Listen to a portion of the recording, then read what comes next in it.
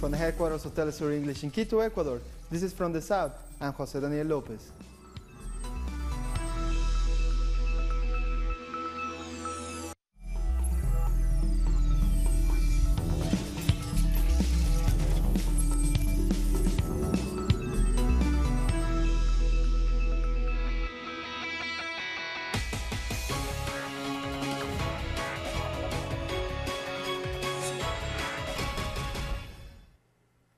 Polls have opened around Brazil as voters prepare to elect their next president. Far-right candidate Jair Bolsonaro and Workers' Party candidate Fernando Haddad face off during the most contested election in decades. More than 150 million people are expected to vote in this presidential runoff.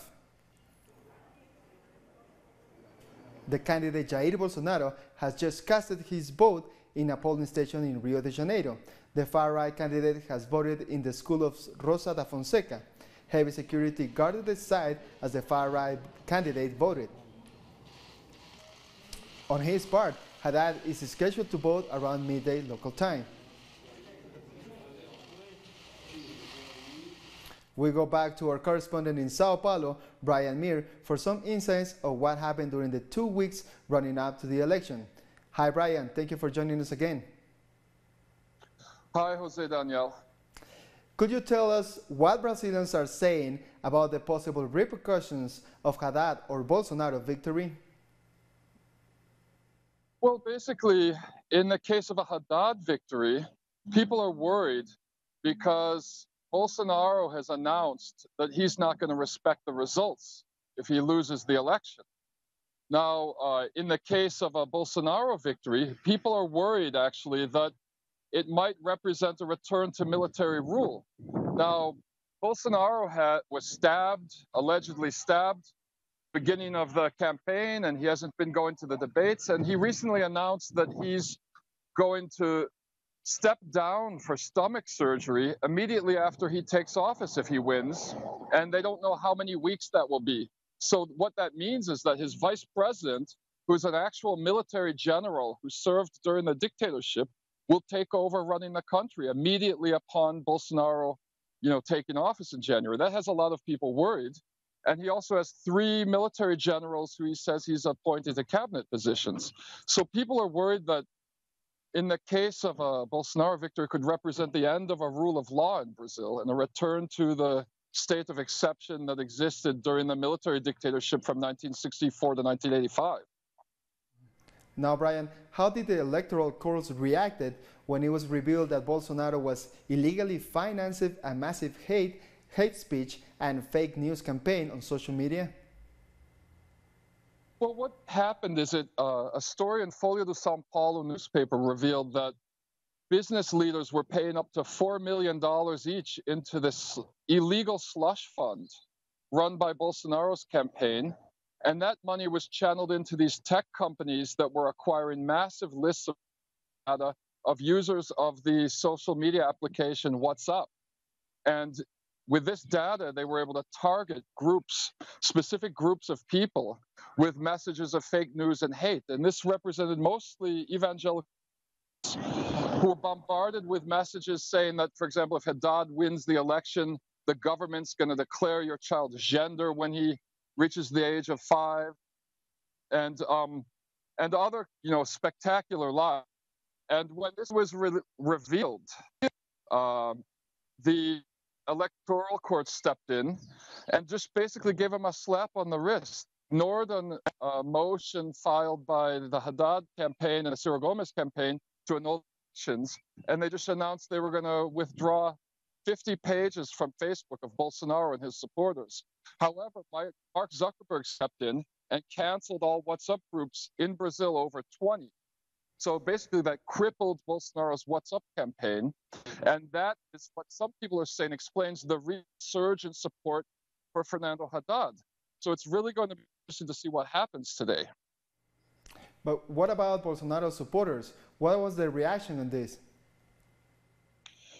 Well, Bolsonaro supporters, Bolsonaro's campaign is using kind of fascist tactics. They portray Bolsonaro as a mythic figure who's an underdog against all the forces of corruption and politics as usual, despite the fact that he was a member of Brazil's most corrupt political party for 25 years, and he's been in Congress for 28 years. So the reaction of Bolsonaro supporters to the electoral court ruling is, look at the elites, they're oppressing us, they're oppressing Bolsonaro, we're the victims here. You know, similar to what Trump supporters act like whenever the media accuses Trump of anything. It seems that Ile Now movement has slightly lost its momentum in the last 2 weeks. Why is that? Well, this relates to illegal use of WhatsApp by Bolsonaro in his campaign. On the day of the protests, they released hundreds of photos through the WhatsApp network to millions of people from earlier, like gay rights, LGBT protests showing lesbians kissing and lesbians who were topless. And they told the people in the groups that these were live from the Ele Now protests. And so they generated all this misinformation, and it actually increased support among evangelical Christian women for Bolsonaro when this happened. It's a clear example of electoral fraud. Thank you so much, Brian, for this update. Thank you. Fernando Haddad received a warm welcome from hundreds of his supporters in Heliópolis, Sao Paulo, a day before Election Day. This was Haddad's final campaign event in the highly contested race. Recent polls have shown Haddad has managed to close the gap with his opponent Jair Bolsonaro. He has continued to call on the support of all Democrats in the country.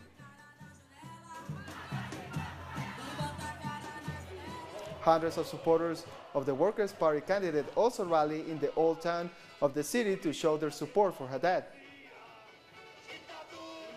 And over 200,000 people also rallied in Salvador de Bahia on Friday night in support of the Workers' Party candidate. Haddad told the crowd he's ready to win the presidential election. He spoke about his opponent Jair Bolsonaro, saying he's using money from businessmen to spread fake news. I have already invited all Democrats to be with me. Everyone knows publicly and even in private that I've invited all Democrats to be with me because I feel that Bolsonaro is a great institutional risk. On his part, far-right candidate Jair Bolsonaro has told his supporters elections are not yet won, and for that he needs their vote. Bolsonaro addressed the voters on a Facebook Live just a night before Election Day. He also spoke about the former Supreme Court Judge Joaquim Barbosa, who said he will support the Workers' Party in this vote. The elections are not won. We have to fight until the last moment. We cannot relax. I know I have difficult voting. Do the sacrifice, leave early from home. We will vote. Now let's take a look at the Workers' Party candidate, Fernando Haddad. The Workers' Party candidate entered the race late after the Supreme Court barred Lula from running. But he has already consolidated his position in second place in the polls. Fernando Haddad is an academic, a former mayor of Sao Paulo, and a former minister of education. He helped to found 18 universities, 173 school campuses, and 360 federal institutes. The Workers' Party also established an education policy to give more opportunities for black and indigenous people. Among his proposals are the abolition of the labor reform, a reform on social investment, and privatization policies imposed by President Temer. Also, a reform of the state system to establish a truth commission to investigate crimes of the dictatorship and the development of a basic food income. Let's look more closely at the Social Liberal Party candidate, Jair Bolsonaro. He has been in first place in all the polls since former President Lula da Silva was banned from running. He is a 62-year-old former captain in the army who defends the military dictatorship and considers torture legitimate. He has become notorious for his sexist and homophobic remarks, and he has presented himself as a messiah to save the Brazilian people. Bolsonaro has served 7 terms as a member of the lower house of the Brazilian Congress. His political platform includes a strong security agenda. It includes lowering the age of criminal responsibility to 16. and spending more on the police and intelligence services. He's also in favor of privatizing public companies. We're being joined live over the phone from Paris by Brazilian feminist activist Bianca Brigulio. Hello, Bianca. Thank you for joining us. It's on the air. It seems like we're having... Hello, Bianca. Thank you for joining us again. Hello, I can hear you. Hello. How would you describe the mobilizing in support of Fernando Haddad that has taken place since the first round of voting? Well, it's been an autonomous movement.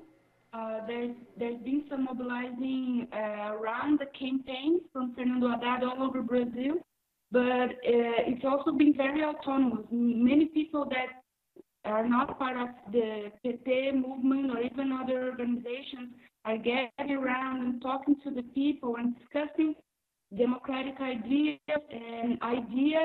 and government proposals. And I think that might be the most positive thing in all this campaign. Now, what changes do you expect to may see in Brazil with the results of today's election?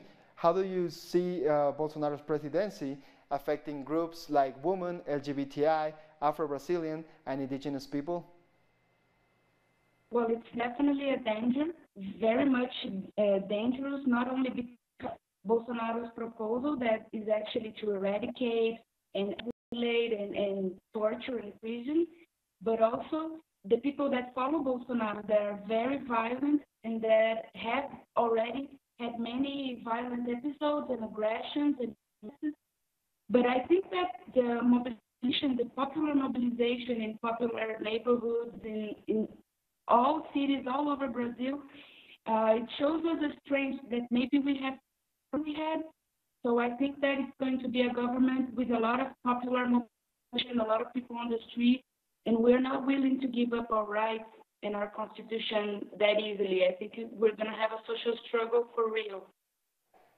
Now, Bianca, what are your thoughts about Bolsonaro's threats of using the military? He said on multiple occasions that he will resort to using the military to challenge the results or defend his victory. Well, that's something that concerns us all very much because we have a history about the military going against the people and actually menacing us. But I don't think he's going to have to do that. Over the past 15 days, we have seen popular movement and people on the streets talking to each other. So I think there's going to be a popular demand for freedom and our constitutional rights. I have seen what has happened in the universities and other organizations, but it's really hard for me to believe that we're going to go into that darkness and that terrible period of military dictatorship again. I think I don't want to believe it. I don't think that's going to happen. Now, based on what we're seeing in the final polls, and what people are saying, do you think Fernando Haddad has a chance to win this election? Yes, I do. I have to believe it. I have never seen such a autonomous and strong movement of actually building something, actually talking to people. And I really believe that we have worked on turning votes and making people think about government proposals and what the state should be like. I really believe we're going to turn it. I believe Fernando Haddad is going to win. Thank you so much, Bianca, for talking to us today. Thank you. Thank you. We'll take a short break now. Join us again after this.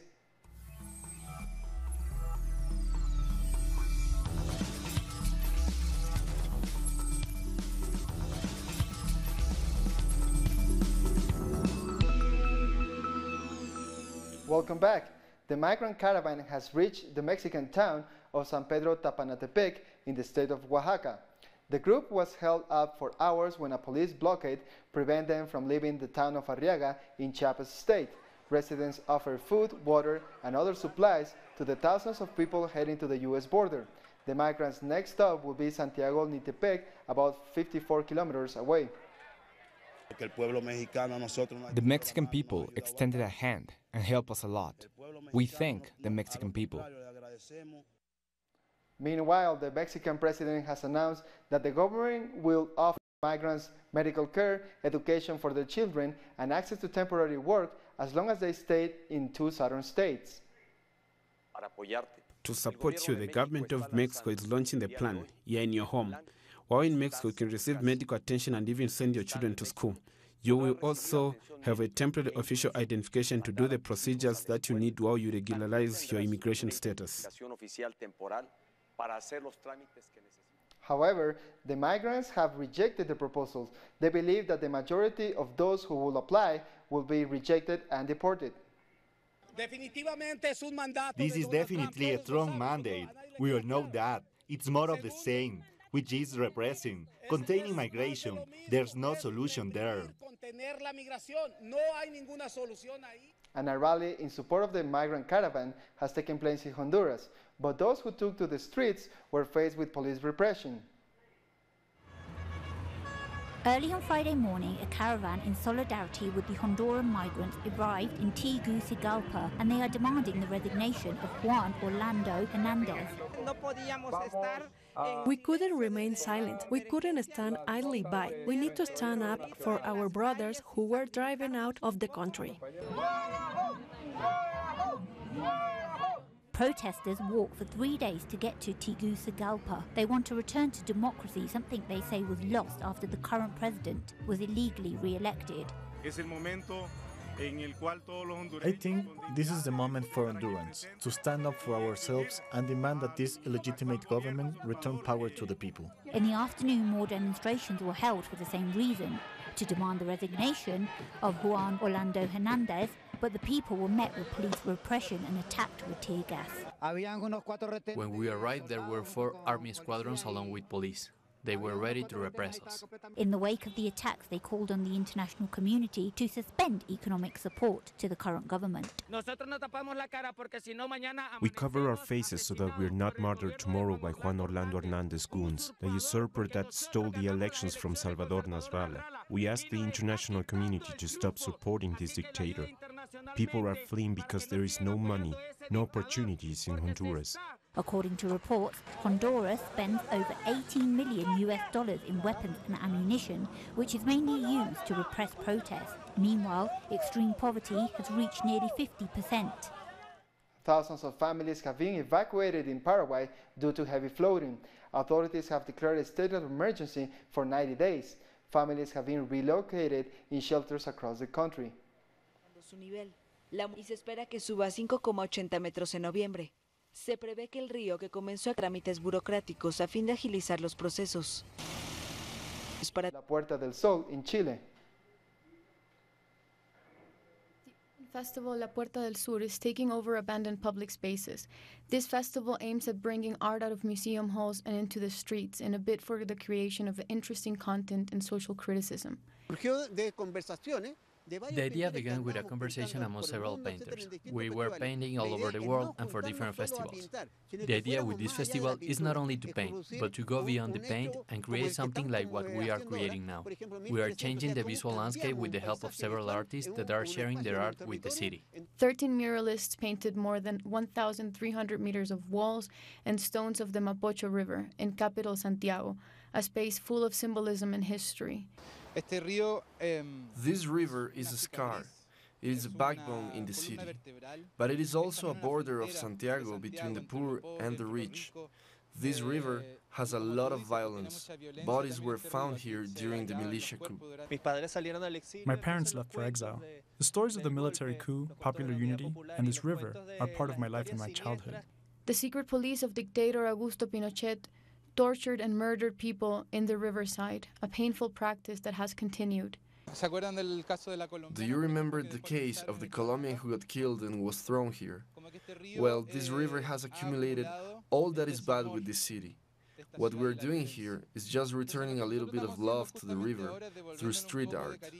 The Venezuelan-Chilean muralist Galala has come back to return part of that love. The mural that I came here to do represents a meeting between Venezuelan dancing demons and Chilean dancing demons. This is my way of explaining the encounter of my roots, of my history, my childhood, and all those stories that I have heard all of my life.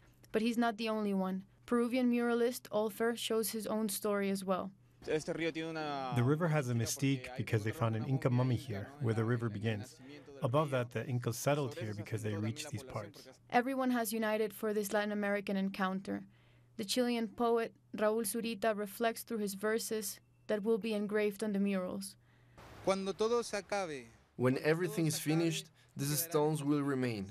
They will survive the waves, the centuries, and the dreams, just how the powerful and the stubborn hearts will last. Stubborn like these artists that on the stones of the river they found a place to paint their best weapon. We'll take a short break now. More news in a minute.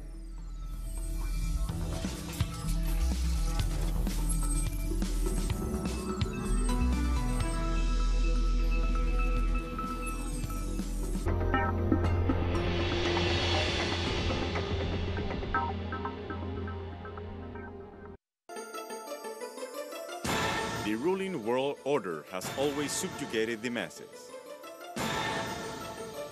But who are the actors behind every move? What are their real interests?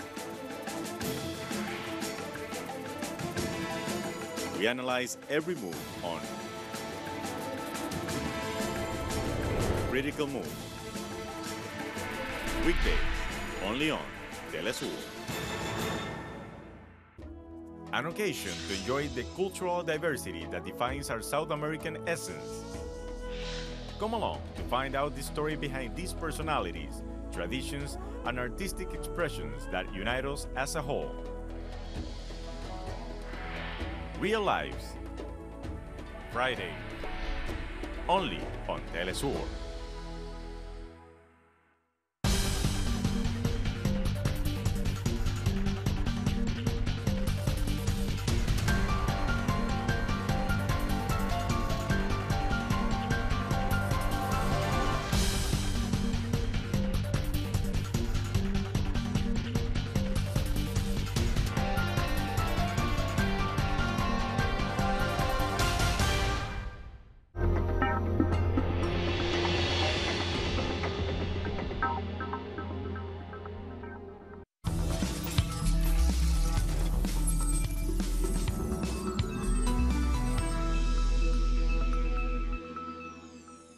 Welcome back. Zimbabwe opposition leader Nelson Chamisa has revealed that his party is planning a mass protest against President Emerson Mnangagwa. The protest is aimed at forcing the ZANU-PF government out of power. Chamisa said he will soon embark on a countrywide tour to mobilize his supporters to take to the streets.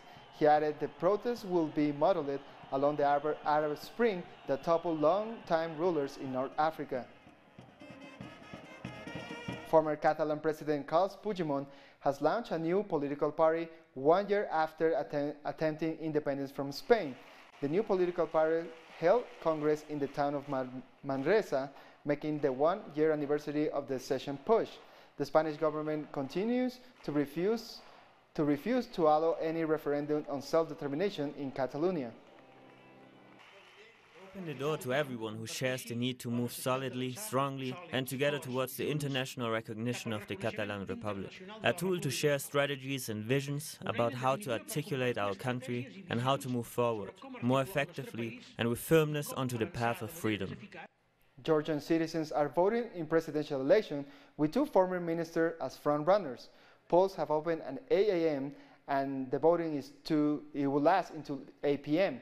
Among the candidates is a former French career diplomat who could be the first female leader on an ex-Soviet state outside Baltics. We come to the end of this news brief. This and more stories you can find at our website at telesurtv.net/English. And join us on social media, Facebook, Twitter, and Instagram. For Telesur English, I'm Jose Daniel Lopez. Thank you for watching.